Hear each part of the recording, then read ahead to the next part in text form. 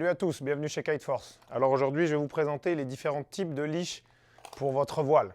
Donc on parle du leash qui sera connecté d'une part à votre harnais et de l'autre part à votre système de sécurité sur la barre.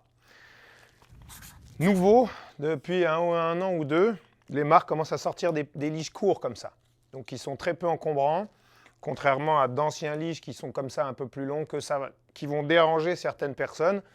Des gens ont demandé et ont trouvé ça plus pratique. Donc on a des petits leashs comme ça qui vont généralement être connectés à l'avant du harnais sur votre système de sécurité.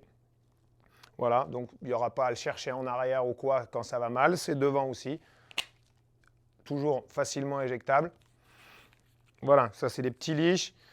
Donc l'utilité, c'est vraiment peu d'encombrement comparé aux grands. Maintenant, les grands leashs, deux types de grands leashs.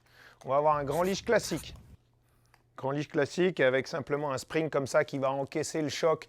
Une fois que vous avez éjecté votre voile, il y a quand même un petit choc, ça va l'encaisser pour éviter qu'on prenne une secousse au niveau des vertèbres.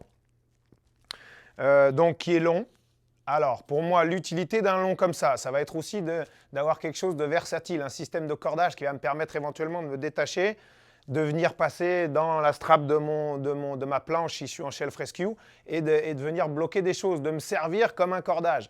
Donc un point positif sur un long, c'est qu'on peut l'utiliser des fois en termes de sécurité ou à différents niveaux. Sa longueur peut être utile.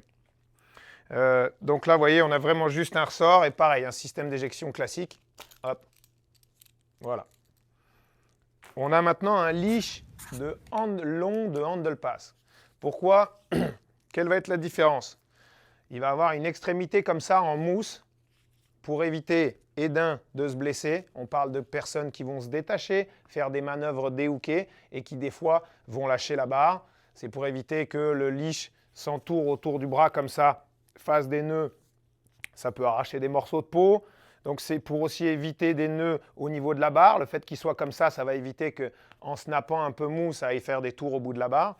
On a un système ici de néoprène qui va, une fois que vous êtes connecté sur votre système de sécurité, pouvoir venir se refermer, toujours pour être sûr que votre leash ne va pas s'ouvrir pendant les tricks.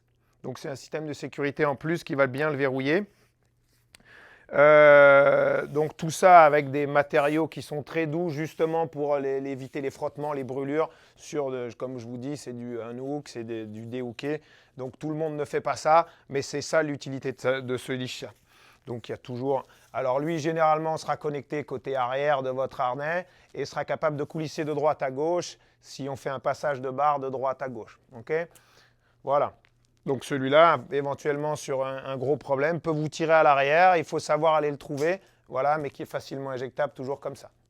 N'hésitez pas à venir nous visiter chez Kiteforce. On va vous présenter tous les types de leash et trouver quel va être le meilleur leash pour vous et votre pratique. Je vous souhaite une bonne ride. À très bientôt.